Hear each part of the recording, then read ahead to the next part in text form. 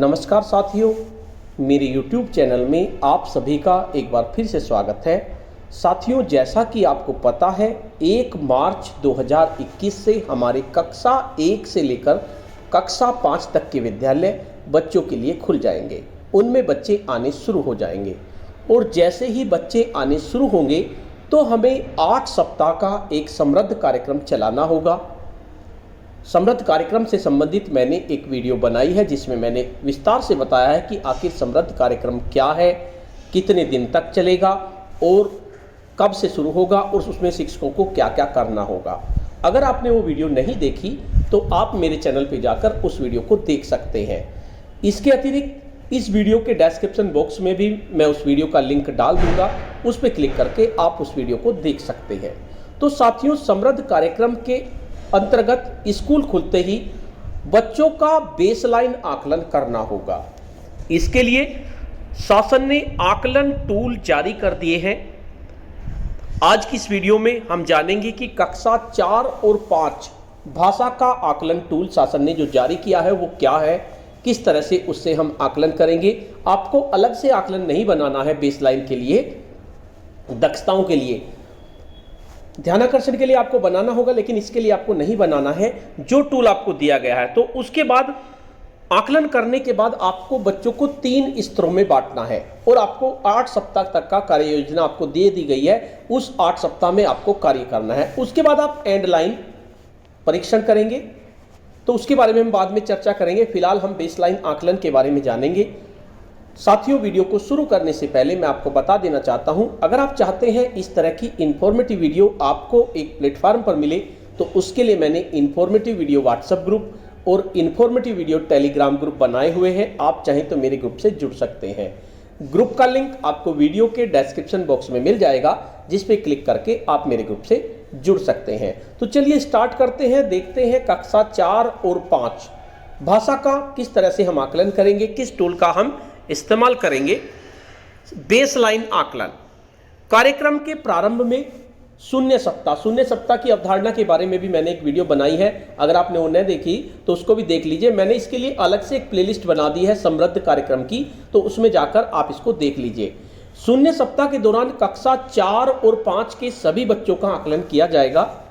इस आकलन के द्वारा शिक्षक बच्चों के वास्तविक अधिगम स्तर को जान पाएंगे, क्योंकि कोविड-19 की वजह से बच्चों का अधिगम स्तर बहुत ज़्यादा नीचा हो गया है। तो वास्तविक कितना है इस टाइम, वो हमें देखना है। वास्तविक अधिगम स्तर की जानकारी के बाद ही एक बेहतर शिक्षण योजना बनाई जाएगी। बेसलाइन आकलन के लिए आपको निम्न प्रक्रियाओं का पालन करना होगा। कक्षा 4 और 5 के बच्चों का आकलन मुख्य रूप से वाक्य पठन पर आधारित होगा। जो आप भाषा का आकलन करेंगे वो वाक्य पठन पर आधारित होगा कि बच्चे किस तरह से वाक्य को पढ़ रहे हैं। आकलन के लिए एक जांच प्रपत्र तैयार किया गया है। इसमें एक छोटा पाठ है। ये शब्द कक्षा 2 के अधिगम स्तर के पाठ है।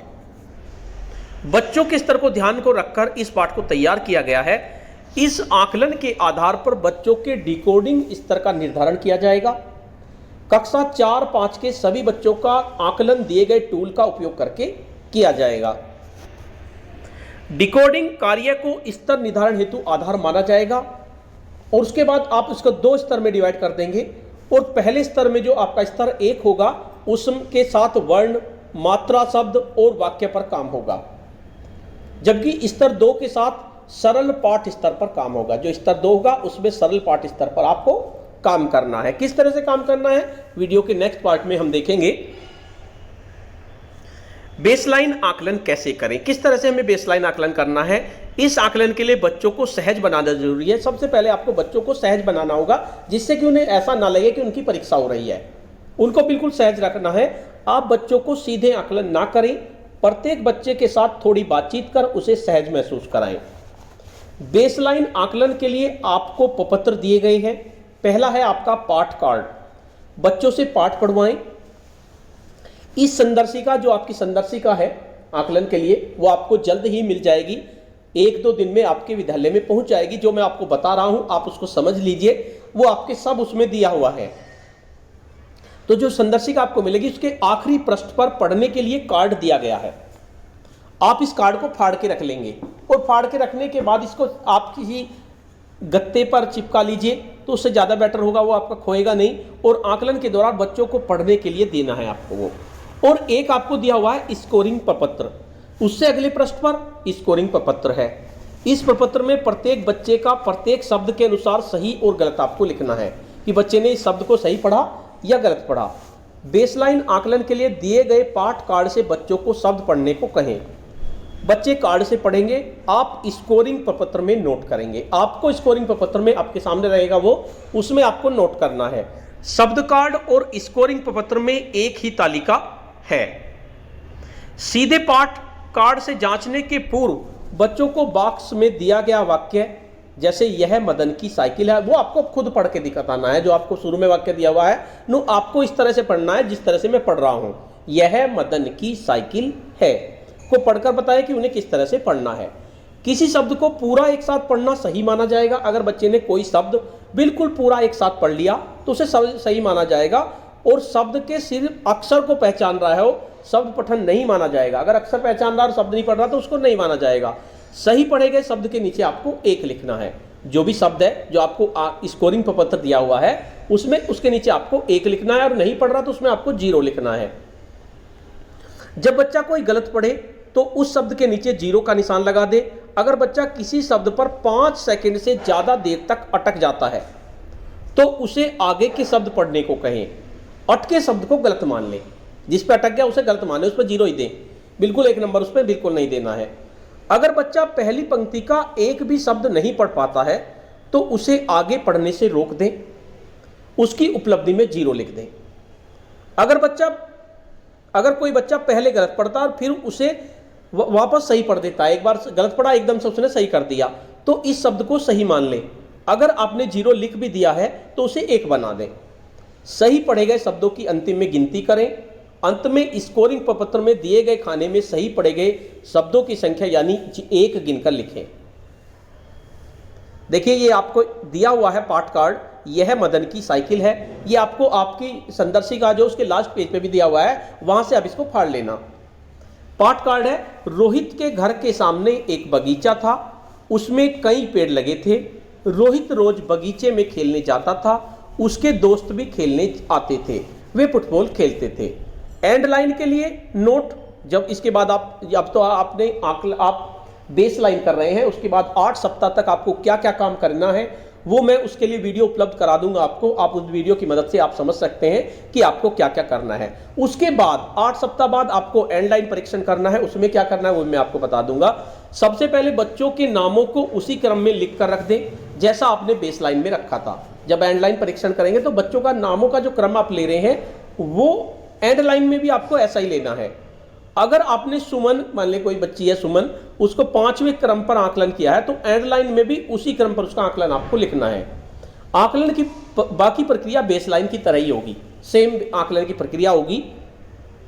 उसके बाद देखिए यह मदन की साइकिल है, पठन कार्ड आपके सामने दिया हुआ है। इस पठन कार्ड को आपको पिछले पेज से उसको फाड़ लेना है।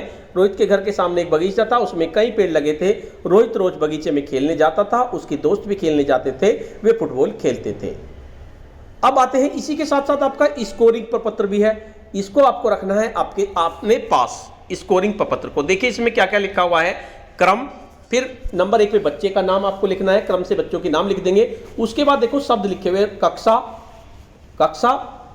इसमें कक्षा लिख देंगे बच्चे की, कौन सी कक्षा में है। रोहित के घर के सामने एक बगीचा था, उसमें कई पेड़ लगे थे। रोहित रोज बगीचे में खेलने जाता था, उसके दोस्त भी खेलने जाते थे, वे फुटबॉल खेलते थे। सही पढ़े गए शब्दों को अंकों का योग आपको यहां पर लिखना है। मान लीजिए उसने रोहित को सही पढ़ लिया तो उसके नीचे 1 लिख दिया, के भी सही पढ़ लिया 1 लिख दिया, घर भी सही पढ़ लिया उसने 1 लिख दिया, के फिर पर सही पढ़ दिया उसमें 1 लिख दिया। सामने से पढ़ा नहीं गया, समाने, इस तरह से बच्चे ने कर दिया तो उसे 0 लिख दो। उसके बाद बगीचे को गलत पढ़ दिया, बगचा, इस तरह से कुछ भी पढ़ दिया तो उसे 0 लिख दो। इस तरह से आपको 0, 1 इस तरह से लिखना है। और सबसे बाद में आपको स्कोर लिखना है, और स्कोर के बाद बच्चों का स्तर लिखना है, कौन सा स्तर उसका है। स्तर के बारे में अभी बताऊंगा आपको किस तरह से आपको स्तर डिसाइड करना है, तो इसके आधार पर आपको ये करना है। उसके बाद बात करती हैं आकलन के बाद बच्चों का स्तर कैसे निर्धारण करें। सभी बच्चों के आकलन के बाद उनके उपलब्धि के अनुसार 2 स्तरों में उन्हें रखना है। स्तर के अनुसार उन्हें 2 समूह में रखा जाएगा। स्तर निर्धारण के लिए नीचे दी गई तालिका देखें। बच्चों की उपलब्धि 15 या उससे कम शब्द अगर पढ़ रहा है तो उसे स्तर 1 में लेंगे, और स्तर 1 में लेने के बाद क्या करेंगे हम, जो बच्चे 15 शब्द या उससे कम पढ़ रहे हैं उनके साथ स्तर 1 की गतिविधि कराई जाएंगी। जो स्तर 1 की गतिविधि होंगी उनके लिए मैं वीडियो बनाऊंगा, आप टेंशन न लें बिल्कुल भी कि सप्ताह में क्या कराना है, मैं उसके बारे में बताता रहूंगा आपको, जिसमें प्रमुख रूप से वर्ण, मात्रा, दोहरान, शब्द पठन और वाक्य पठन पर कार्य किया जाएगा। इन बच्चों को समूह 1 में रखा जाएगा। उसके बाद 16 या उसके अधिक शब्द पहचाना स्तर 2 में है। जो बच्चे 16 या अधिक शब्द पहचान पाएंगे उनके साथ स्तर 2 की गतिविधि की जाएंगी, जिसमें मुख्य रूप से सरल पाठ पर कार्य किया जाएगा। इन बच्चों को समूह 2 में रखा जाएगा। उपर्युक्त विवरण के आधार पर स्कोरिंग प्रपत्र के अंतिम खाने या स्तर के बच्चों की उपलब्धि का स्तर लिखेंगे। आपको स्तर 1 लिखना है, वो मैंने अभी बताया था, स्तर 1 लिखना है या स्तर 2 लिखना है। स्तर निर्धारण आपके लिए कक्षा में उपचारात्मक डिकोडिंग शिक्षण प्रक्रिया का पहला कदम है।